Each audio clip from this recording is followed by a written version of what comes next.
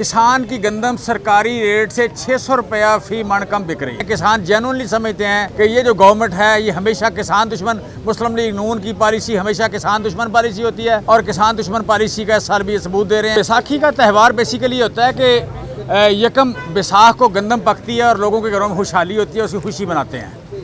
लेकिन एक्चुअल सूरत हाल ये है कि पाकिस्तान में इस साल तकरीबन 30 मिलियन टन गंदम पैदा हो रही है। किसान की गंदम सरकारी रेट से 600 रुपया फ़ी मन कम बिक रही है।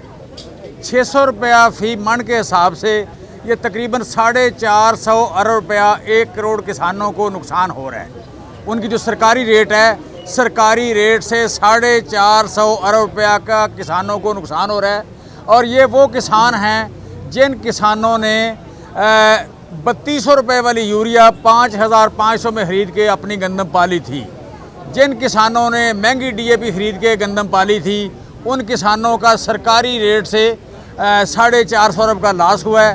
तो ये मना रही हैं उन किसानों की खुशहाली के दिन, किसानों की बदहाली के दिन है। किसान जेन्युइनली समझते हैं कि ये जो गवर्नमेंट है ये हमेशा किसान दुश्मन, मुस्लिम लीग नून की पॉलिसी हमेशा किसान दुश्मन पॉलिसी होती है और किसान दुश्मन पॉलिसी का इस साल भी सबूत दे रहे हैं। हम कहते हैं कि आप पहले अभी से गंदम की ख़रीदारी है जिसका आपने टारगेट आधा कर दिया है, इस टारगेट को बढ़ाएं। 4 मिलियन टन अगर गंदम गवर्नमेंट ख़रीदेगी तो सिर्फ 400 अरब रुपया इन्हें किसान बैंकों से कर्ज़ लेना पड़ेगा, जो कि 3 महीने बाद ये वापस कर सकते हैं। 400 अरब रुपया अगर गवर्नमेंट बैंकों से लेके किसानों से गंदम ख़रीद ले तो 3 महीने में ये पैसे वापस हो जाएंगे और किसान को प्रॉपर रेट मिल जाएगा। ये 400 अरब रुपया गवर्नमेंट जो है ये लेने को कर्ज़ लेके गंदम खरीदने को तैयार नहीं है, लेकिन किसानों का 450 रुपया जो कीमत का लॉस हो रहा है वो करने को तैयार है। लिहाजा हम समझते हैं कि जो काम गवर्नमेंट कर सकती है वो भी नहीं कर रही, किसानों के भले के लिए जो कर सकती है वो भी नहीं कर रही। लिहाजा इसका हमें अफसोस भी है, दुख भी है और कंडेम भी करते हैं। और जो अगर किसान इनसे नफ़रत करते हैं तो सच्ची नफ़रत करते हैं। सो आज भी मैं समझता हूँ कि कुछ ना कुछ टाइम है कि government as early as possible इस काम को करे कि 4.5 मिलियन टन गंदम ज़्यादा खरीदे। Thank you very much. जी बिस्मिल्लाहिर्रहमानिर्रहीम। मैं सिर्फ पाकिस्तानी अवाम से ये कहना चाहती हूँ कि ये जो किसान दुश्मन, ये जो अवाम दुश्मन हुकूमत हमारे ऊपर मुसल्लत कर दी गई है, जिस तरह से 8 फरवरी को आप लोगों ने जो कुछ इन्होंने इस मुल्क के साथ किया उसका बदला लिया, तो 21 को बदले का फिर दिन आ रहा है। जितने भी PTI सपोर्टेड कैंडिडेट्स हैं उनको वोट दे के इनको दोबारा से रिजेक्ट करके ये बताएं कि जो फॉर्म 47 की पैदा करदा हुकूमत है हम इसको नहीं मानते।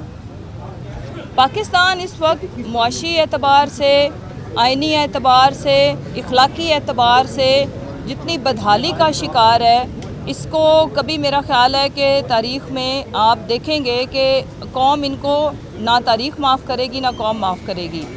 और मैं सिर्फ इतना कहना चाहती हूँ कि ये जो शऊर आवाम के अंदर और डिजिटल मीडिया के अंदर आ गया है, ये बढ़ना है, कम नहीं होना। हमने कभी भी शऊर को जब एक दफ़ा आ जाए तो उसको ख़त्म होते नहीं देखा। तो बेहतर है कि सब होश के नाखुन लें। पाकिस्तान ये तमाम हालात इसका मुतहम्मिल नहीं हो सकता। इस वक्त इस मुल्क का गरीब ख़ुदकुशियाँ करने पे तैयार है। जो किसान का हाल है कि उनकी इनपुट्स की जो अमाउंट थी वो भी उनको नहीं मिल रही। ये हमेशा से ये जो सड़कों पे ठेके लेके किकबैक्स के थ्रू मनी लॉन्ड्रिंग करने वाले ये जो जमघटा हमारे ऊपर इन्होंने मुसल्लत किया है, ये हमेशा किसान दुश्मन रहा है, लेकिन अब तो ये अवाम दुश्मन है। सीधा एक पॉलिसी है कि इस मुल्क में अवाम को रहने ही ना दिया जाए।